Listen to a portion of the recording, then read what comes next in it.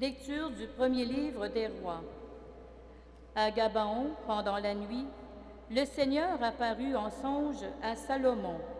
Il lui dit, « Demande-moi ce que tu veux, et je te le donnerai. » Salomon répondit, « Seigneur, mon Dieu, c'est toi qui m'as fait roi à la place de David, mon père. Or, je suis un tout jeune homme, incapable de se diriger, et me voilà au centre du peuple que tu as élu. C'est un peuple nombreux, si nombreux qu'on ne peut ni l'évaluer, ni le compter. Donne à ton serviteur un cœur attentif pour qu'il sache gouverner ton peuple et discerner le bien et le mal. Comment sans cela gouverner ton peuple qui est si important? » Cette demande de Salomon plut au Seigneur, qui lui dit, « Puisque c'est cela que tu as demandé, et non pas de longs jours, ni la richesse, ni la mort de tes ennemis, mais puisque tu as demandé le discernement, l'art d'être attentif et de gouverner, je fais ce que tu as demandé. Je te donne un cœur intelligent et sage, tel que personne n'en a eu avant toi et que personne n'en aura après toi. » Comme Salomon, savons-nous choisir ce qui plaît à Dieu? Très souvent, nos demandes reflètent ce que nous construisons dans nos rêves. Certaines personnes qui sont ici ont peut-être depuis longtemps rêvé de venir accomplir un pèlerinage à Sainte-Anne. D'autres viennent dire merci pour des faveurs obtenues, faveurs étant une réponse à un rêve ou à une demande faite depuis longtemps. Enfin, certaines personnes n'ont pas encore nommé leurs rêves et attendent pour voir. Peu importe la catégorie dans laquelle nous nous trouvons, aujourd'hui, cette parole de Dieu s'adresse à chacun et à chacune de nous. Dieu veut que nous rappelions tout l'héritage spirituel reçu de Sainte-Anne et des saints et saintes qui, depuis 2000 ans, nous inspirent encore par leur vie. Comme Salomon, nous ne partons pas de zéro, car notre foi en ce Dieu d'amour se façonne par notre histoire et par ce que nous y ajoutons. Aujourd'hui, demandons davantage au Seigneur ce qu'il veut de nous. Comme à Salomon, il nous offre aujourd'hui d'être à la hauteur de notre responsabilité, qui est celle d'être témoin de cette relation d'amour de Dieu avec chacun, chacune de nous. Une petite question? Est-ce que mes choix sont en accord avec ceux de Dieu? Lecture de la lettre de Saint Paul apôtre aux Romains. Nous le savons, quand les hommes aiment Dieu, lui-même fait tout contribuer à leur bien, puisqu'ils sont appelés selon le dessein de son amour. Ceux qu'il connaissait par avance, il les a aussi destinés à être l'image de son Fils, pour faire de ce Fils l'aîné d'une multitude de frères. Ceux qu'il destinait à cette ressemblance, il les a aussi appelés. Ceux qu'il a appelés, il en a fait des justes. Et ceux qu'il a justifiés, il leur a donné sa gloire. Dieu nous connaît et nous a donné une place particulière dans la création. Il nous a appelés par notre nom et par le baptême nous a invités à la foi transmise par nos ancêtres. Le texte nous dit « ceux qu'il destinait à cette ressemblance, il les a appelés et en a fait des justes. » Est-ce que nous réalisons bien notre état? Dieu nous appelle et après notre réponse à son appel, il nous fait justes. C'est pourquoi le chrétien, la chrétienne, ne doit ni craindre ses fautes répétées, ni douter de l'amour de Dieu, puisque rien n'est plus fort que l'amour du Christ. Saint Paul ira jusqu'à dire, « Ce n'est plus moi qui vis, c'est le Christ qui vit en moi. » Encore une petite question? Nomme un moment où tu as répondu à l'appel de Dieu. Pour ce message d'amour, levons-nous et chantons Alléluia.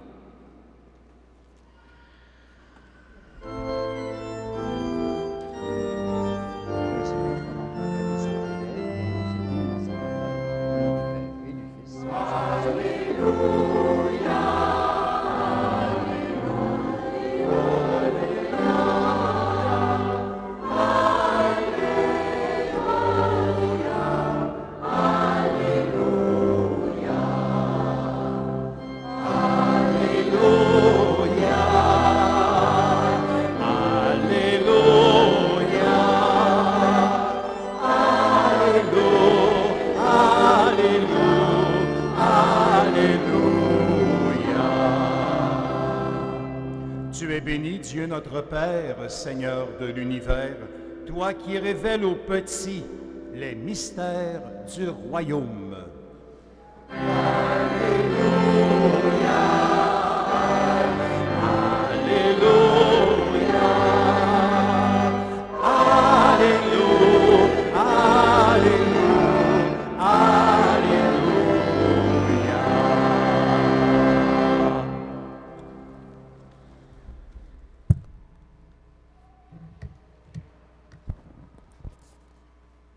Le Seigneur soit avec vous.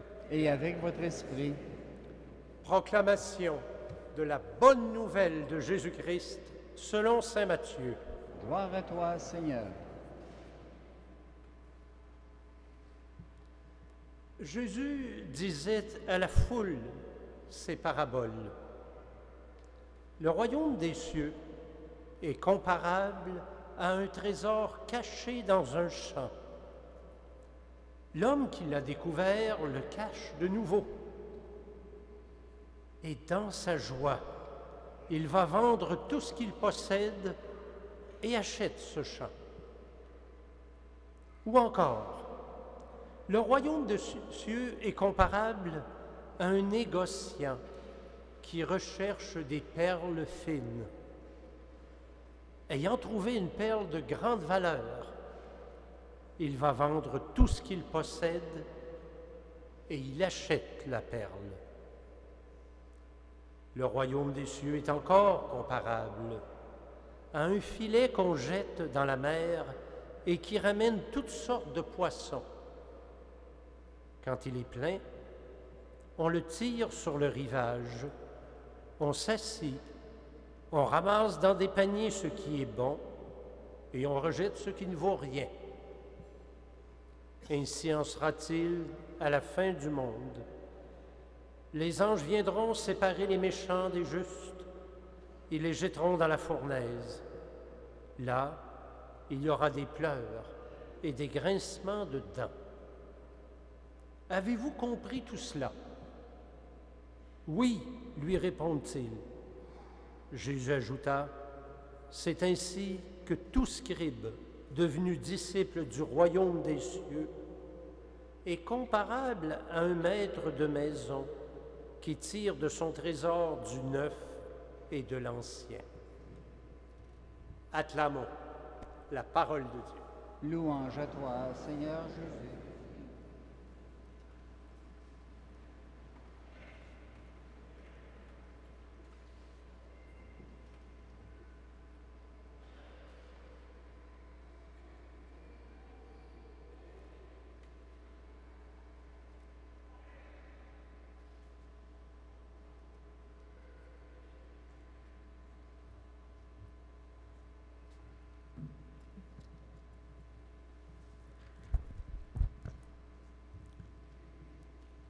Alors, chers amis, ce texte que nous venons d'entendre, je l'intitulerai « L'heure des choix ».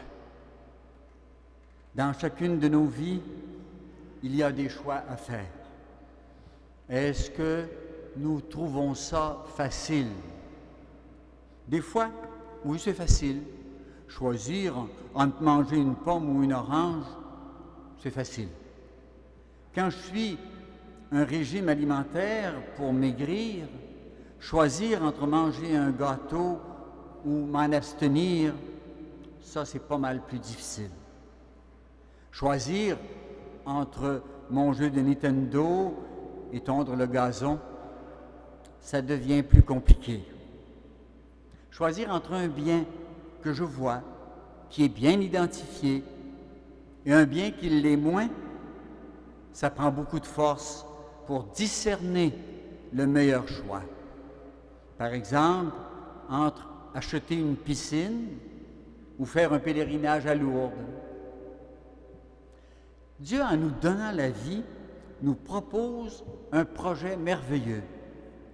Dépasser nos limites, les limites de notre corps, les limites de notre intelligence. Ce n'est pas rien. Il nous propose de devenir image de lui-même, un être spiritualisé. Et cette aspiration à devenir partie de Dieu, à devenir divinisé, il l'a mise en chacune de nous. C'est le trésor caché dont il était question dans le texte. En toi, c'est la perle de grande valeur dont il est question dans l'Évangile. C'est à ce moment que revient ma question du début. Est-ce que nous trouvons ça difficile de choisir? Oui, de choisir entre ce qui est physique, ce qui est plaisir matériel et le spirituel, entre ce que tu peux avoir tout de suite ou plus tard, entre ce qui vient après beaucoup d'efforts ou ce qui t'est offert tout simplement gratuitement. Au plan spirituel, je crois que tu découvres à petites graines, dans la prière, la rencontre avec Dieu. C'est un trésor, c'est une perle fine.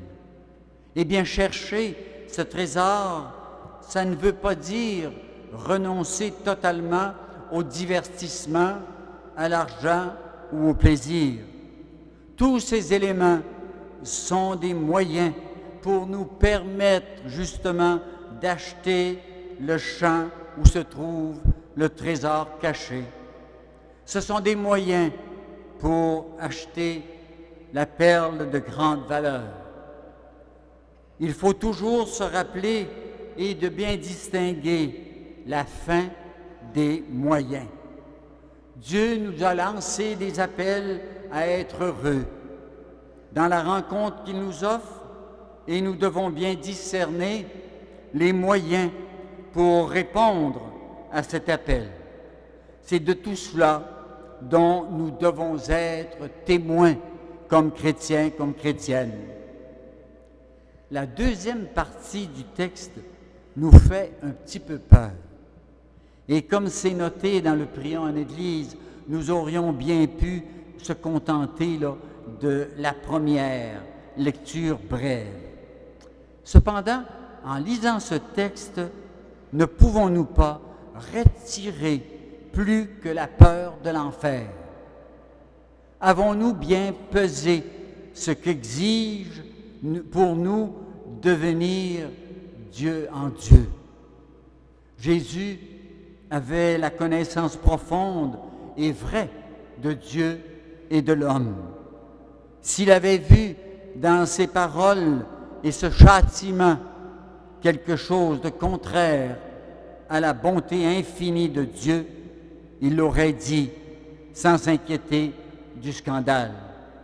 Mais il a parlé comme il l'a fait parce que l'amour infini de Dieu ne nous enlève pas la liberté de lui échapper et de le défier.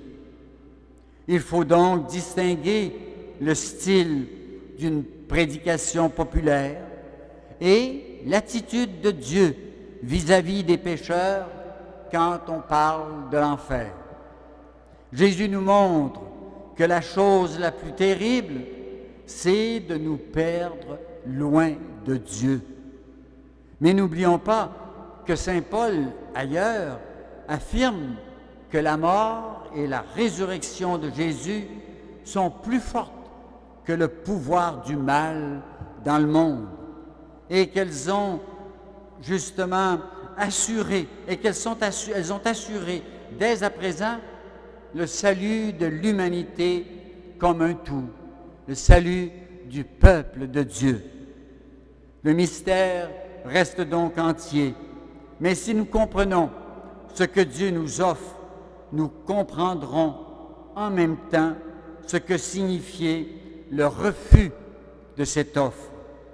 Aujourd'hui, face à des pertes considérables, à des situations pénibles, n'employons-nous pas tout simplement l'expression « c'est tellement dur, c'est l'enfer ». Comprenons que nous avons accès à la miséricorde divine qui nous offre la vie et l'éternité. Voilà que certaines expressions dont on a souvent fait un emploi abusif ont voulu tout simplement lutter contre le mal que l'on pouvait identifier à cette époque-là. Le mystère reste donc entier, mais la miséricorde divine nous est enseignée. Une petite question? As-tu fait le choix de la vie spirituelle?